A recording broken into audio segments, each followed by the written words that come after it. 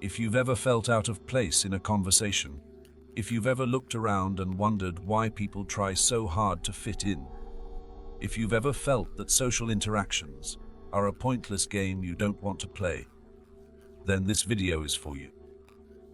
And if you haven't felt this way, maybe it's time to question whether you've been living a lie, because today we're going to talk about an uncomfortable truth. Arthur Schopenhauer, the philosopher of pessimism, saw this with brutal clarity. Most people live trapped in a farce. They dress, behave, and speak as they think they should, not because it's their true nature, but because they've been programmed to seek acceptance. But here comes the question no one asks: acceptance from whom? Think about this. How many times have you endured pointless conversations just to avoid looking rude? How many times have you laughed at a joke that didn't amuse you? How many times have you felt that every social interaction is a transaction where you're expected to give up part of yourself in exchange for belonging? And now the question that truly matters: at what cost? Schopenhauer made it clear. Intelligence and social life are in conflict. The smarter you are, the less sense you see in the farce. Not because you're arrogant, but because you see what others don't see. You see the masks. You see the lies disguised as courtesy. You see the fragility of a world where everyone seeks validation in the eyes of others. And the most terrifying thing you see is that most people prefer to ignore it. Society is designed to keep you entertained, not to make you think. Because when you think too much, you start to notice the incoherence. You begin to realize that most relationships are superficial, that most conversations are noise, and that the effort to fit in is actually a form of self-sabotage. And here lies the dilemma. If you're smart enough to notice this, then you're also smart enough to feel the loneliness it brings. Because, let's face it, the more you think, the less you fit in. And people feel it. They feel you don't join in the collective hysteria. They feel you don't participate in social rituals with the same blind devotion. And that bothers. Because your mere existence is a threat to the bubble they live in. Schopenhauer put it bluntly: solitude is the fate of all great minds. And that hurts. It hurts because society has taught you that happiness lies in connecting with others, that you need friends, social circles, belonging. But what happens when most of those connections are empty? What happens when you realize the price of socializing is mediocrity? What happens is that you start to look for something more. You start to withdraw, and you begin to value your time more than other people's approval. And here's where something curious happens. At first, loneliness feels like a punishment. But then it becomes a privilege, because in loneliness you discover something society tries to hide from you at all costs: peace of mind. Schopenhauer understood this better than anyone. For him, intelligence wasn't just a blessing, it was also a curse. The more you understand the world, the less it excites you. The more you see human nature, the less you want to be part of its game. And here is where many go wrong. Because they will think this message is an invitation to misanthropy, that it's about hating people or rejecting all social contact. But it's not. It's about understanding the difference between interaction and obligation. It's about giving yourself permission to choose when and with whom to socialize, rather than just going along with what's expected of you. It's about accepting that true intelligence doesn't need external validation. But here comes the most interesting part. When you stop seeking acceptance, something changes within you. People notice.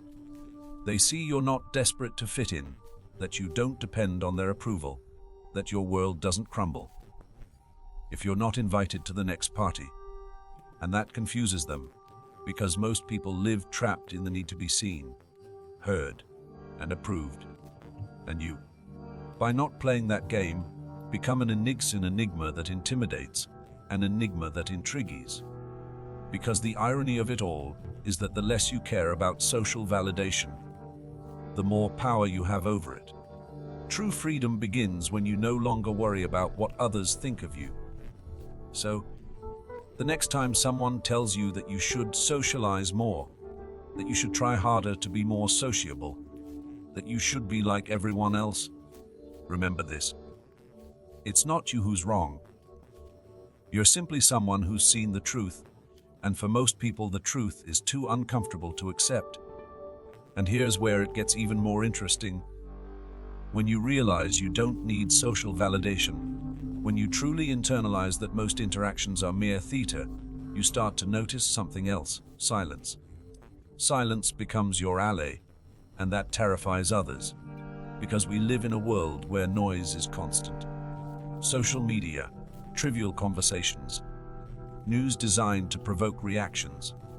Everything is made to keep you in a state of perpetual distraction, because silence forces you to think, and thinking is dangerous. Schopenhauer not only understood this, he lived it.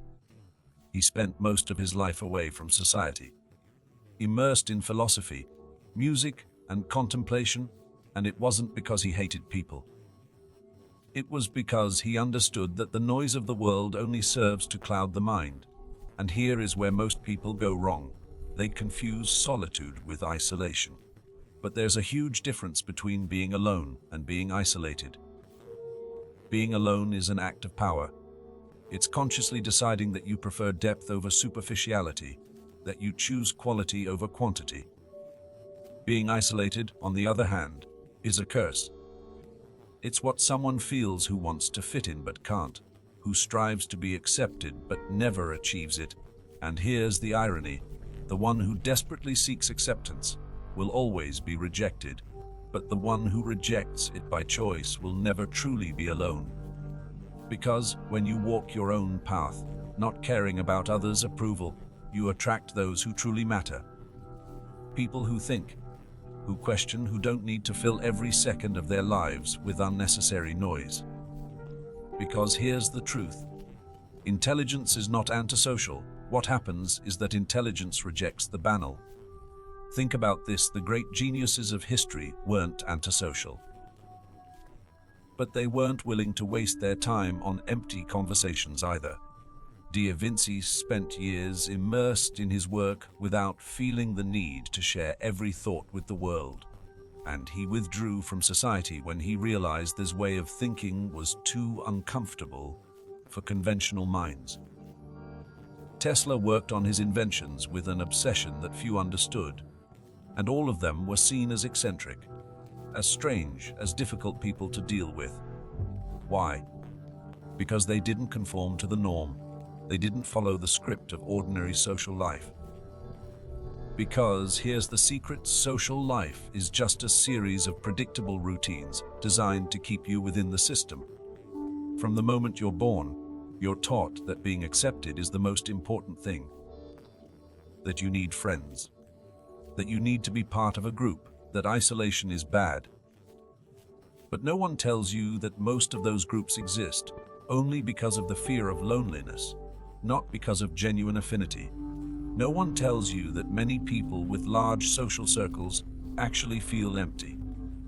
No one tells you that the best ideas, great revolutions, and the most important discoveries were born in minds that dared to step away from the noise. But there's more. Because here's where many get confused. They think the solution is to completely reject society, that the answer is to become a hermit, disconnect from the world, and live in total isolation. But it's not, because true power isn't in running away from the world. It's in knowing when to interact with it and when not to. True power is moving in the shadows when the noise is too loud, but emerging with strength when needed. Think of the great strategists. They weren't always in the center of the battle, but when they appeared, their impact was impossible to ignore. Those who truly understand life are neither slaves to society nor fugitives from it. They're silent players. They move their pieces without announcing it. They build in the dark. And when the world finally recognizes their existence, it's too late, because they've already won without needing to call attention to themselves. Schopenhauer said that superior intelligence is destined for solid solitude, but not as a punishment. Rather, as an advantage. Because in solitude you can truly build something worthwhile. But what about those who don't understand this? What happens to those who think happiness only comes from the approval of others? They end up trapped in a cycle of dependence. Every photo they upload, every story they share, every opinion they express is calculated to receive a reaction. Like a comment, a validation that makes them feel like they exist. But here's the brutal truth. If your existence depends on the reaction of others, then you've never really lived. You're just a reflection of what others expect of you. And that's the opposite of being free. Because true freedom isn't about doing whatever you want without consequences. It's about not needing anyone's approval to do what you truly desire. It's about not relying on noise to feel alive. It's about being able to be alone in complete silence, without feeling anxiety or the need to fill every void with distractions. And if you can't do that, then you're not free. You're a prisoner of noise. Schopenhauer understood this better than anyone, which is why he distanced himself from the world.